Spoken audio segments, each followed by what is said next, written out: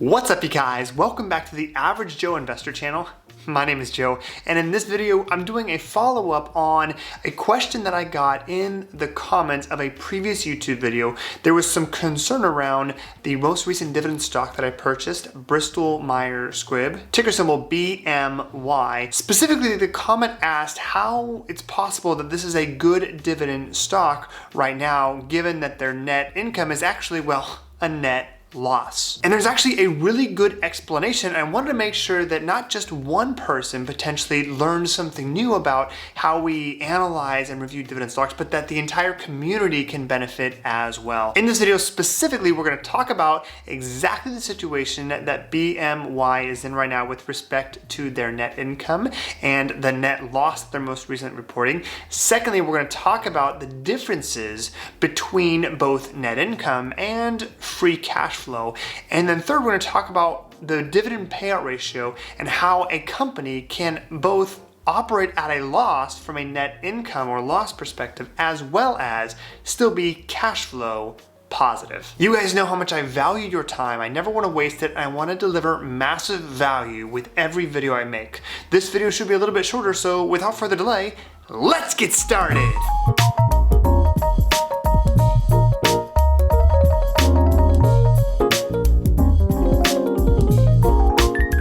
Guys, Joe here. If you're new to the channel, make sure to hit that subscribe button below the video to make sure you don't miss any of my future videos. And if you do click that subscribe button, make sure to leave me a comment below saying you subscribed, and I promise to personally respond to your comment. Alright guys, let's go ahead and dive right into it here. I had talked about, I really want to choose positive cash flow companies, but how can we do that if BMY is operating at a loss? We're here on Morningstar's website, and to be very fair, if we look in here at the key ratios here on Morningstar's website, we can see that the most recent fiscal year ending December of 2020, net income was a loss here. And you can see trailing 12 months, we are still seeing a net loss with respect to net income. So the question is fair. How can a company that's operating at a loss raise their dividend, or for that matter, pay any type of dividend at all that's safe? Now, this is important for us to understand because if we look to calculate a dividend payout ratio, there's two different common methods that we can use. One of them is much more common than the other.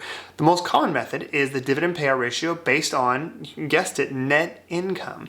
And if we were to do that, we would have a negative payout ratio. That would be a big fat problem. But again, this is based on the standard payout ratio. This is based on net income, not free cash flow. But before we can even calculate a free cash flow payout ratio, we need to understand fundamentally what is the difference between net income and free cash flow.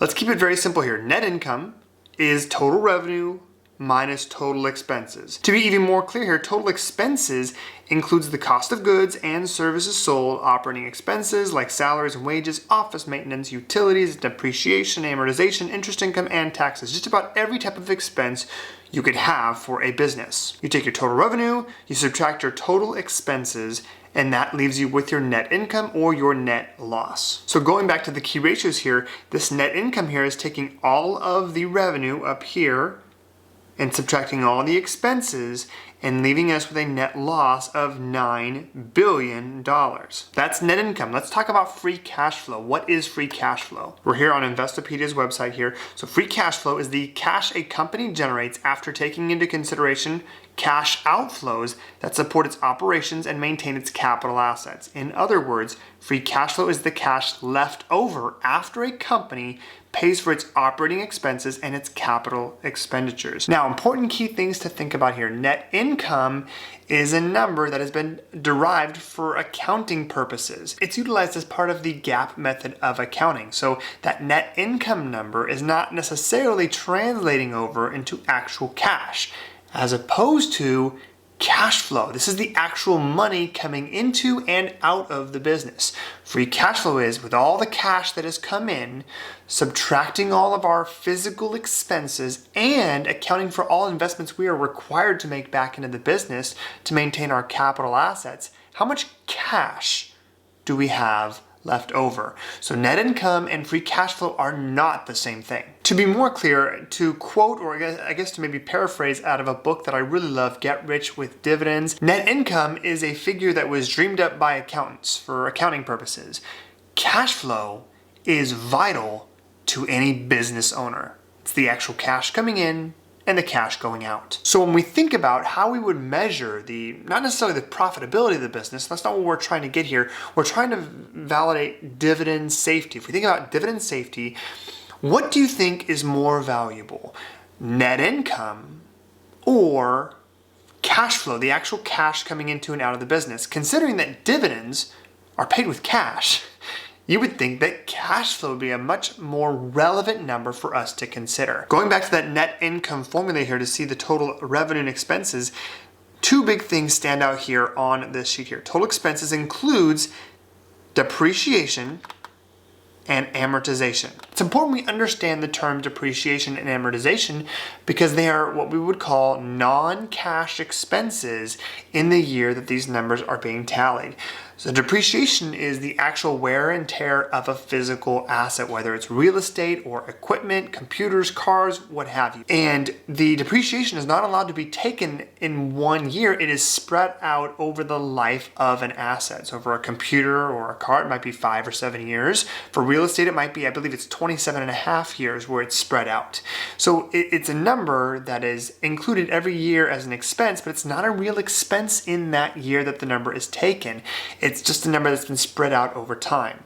So it's not really affecting the cash flow of the business. And then amortization is the same kind of idea. It's an expense that happens at one time, but it's spread out over time. So when we think about depreciation and amortization and net income, that number, depending on how capital intensive a business is or how strategic they are and when they purchase assets and take that depreciation, we can have a wide swing in net income depending on how the accounting works out. So when we think about the stability and the safety of a dividend, we think about net income and we think of free cash flow, in my mind, it's no contest. Free cash flow is a much better figure for us to utilize to validate dividend stability and safety. So now that we've got an idea of the different terms here, let's go back to Morningstar's website and let's take a look at the key ratios. Let's go a little bit farther down. Instead of looking at net income, let's go down here to free cash flow. Noticing here that despite this loss here of $9 billion in 2020, you'll notice that free cash flow was significant. $13.2 billion, $5.30 free cash flow per share. Let's see if we can identify what is actually going on here. Why is there such a significant difference between net income and free cash flow? To do that, we're going to go to the financial section of the reporting here on Morningstar's website. We come in here, we're looking at the annual results. We're looking at the income statement. Let's go ahead and scroll down and see if we can identify what is going on with the income statement. You notice we've got $44 billion trailing 12 months, $42 billion for December, as of December 2020. If we scroll down, we've got cost of revenue, we've got gross profit. But to get our answer, we actually have to dig a little bit deeper and go over to the cash flow statement. Okay, most recent fiscal year, December 2020. Notice we're starting with net income and then we're adding back certain expenses. We scroll down here, we can see depreciation and amortization right here, $10 billion. So we started with a net loss here, $8.995 billion. We've got depreciation and amortization that we're adding back. We've got investment and asset impairment charges here that we're adding back, deferred income taxes, certain expenses that are drastically impacting net income. And actually for tax purposes, this is beneficial to Bristol Myers Squibb. But from an actual cash flow perspective, it's important to understand here we have significant actual cash flow. We can see here down here for the most recent fiscal year, $4.075 billion in dividends. We compare that $4.075 billion of dividends being paid.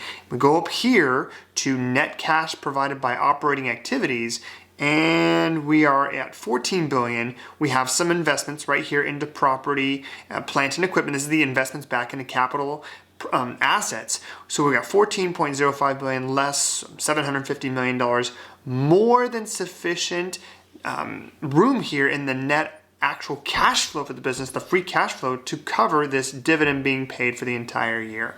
Same thing for the year previously. It's going to be the same thing that happens here in the trailing 12 months. This is why it's so important that we understand, as a dividend investor, is it a healthy company?